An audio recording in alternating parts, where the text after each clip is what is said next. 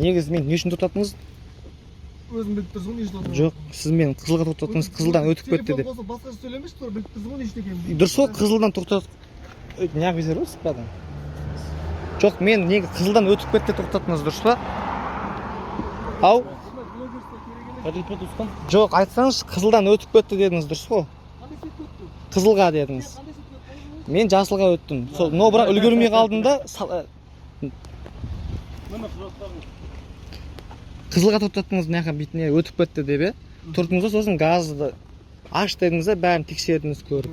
Дұрыс па? Газың законды ма, не законды? Иә, дұрыс, сізбен келісіп тұрмын, бәрі нормальный да. Бірақ енді неге енді оған жазбай тұрсыз маған штрафты? Екісі күні азын саат 9:30 айтып. Жоқ, оны келем. Бейне дәлелдемесі аз болғандықтан сізге жазбай тұрмыз. Түсінесіз ба? Біздің бейне дәлелдемеміз оған соответствовать етпейді.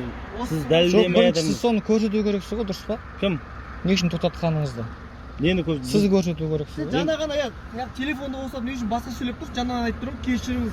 Иә, өтіп кетті, байқамай қалдым деп тұрмын қазір. Иә. Енді не үшін қазір енді? Жоқ, енді сіз тұрып. Етпеген ғой бұл кісі. Жоқ, Біздің енді бейне дәлелдемеміз аз болғандықтан сізге ол үшін әкімшілік хаттама жазбадық. Алайда дополнительный тексеріс барысында сіздің автокөлігіңізде газ бар екені анықталды. Соған әкімшілік хаттама жаздық.